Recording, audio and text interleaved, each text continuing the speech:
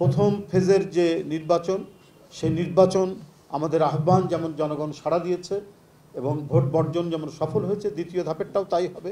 এখানে মানে সারা দেশে আমাদের যে সাংগঠনিক টিম, আমাদের নেতৃবৃন্দ, আমাদের কেন্দ্রীয় নেতৃবৃন্দ সবাই যাচ্ছেন এবং জনগণের কাছে লিফলেট বিতরণ করছেন, আহ্বান জানাচ্ছেন।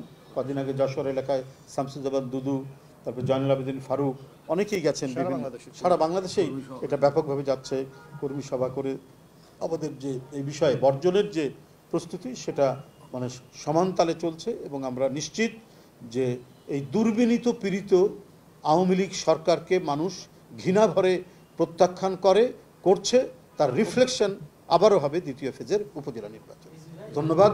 এবং এই যে আহ্বান জানিয়েছেন দেশ নায়ক তারেক রহমান, তিনি প্রায় বক্তব্যের মধ্যে এগুলো জানিয়েছেন জনগণের কাছে। এটাও ব্যাপকভাবে মানুষের মনে সাড়া ফেলেছে এবং মানুষ মনে করে যে মানে এই ডামি সরকারের নির্বাচনে যাওয়া মানে গণতন্ত্রের বিরুদ্ধে যাওয়া, মানে সত্য এবং ন্যায়ের বিরুদ্ধে যাওয়া।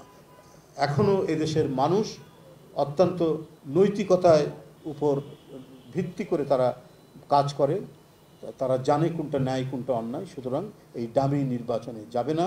দেশনায়ক তারেক রহমানের আহ্বানে তারা সেই শপথ নিয়েই, সেই অঙ্গীকার নিয়েই তারা ভোট কেন্দ্রে যাবে না এবং ভোট কেন্দ্র তারা একটা শূন্য ভোট কেন্দ্রে লোক দেখানো যে নির্বাচনের যে একটা আনুষ্ঠানিকতা সরকার করে, সেটাই তারা করবে, ভোটার শূন্য নির্বাচন।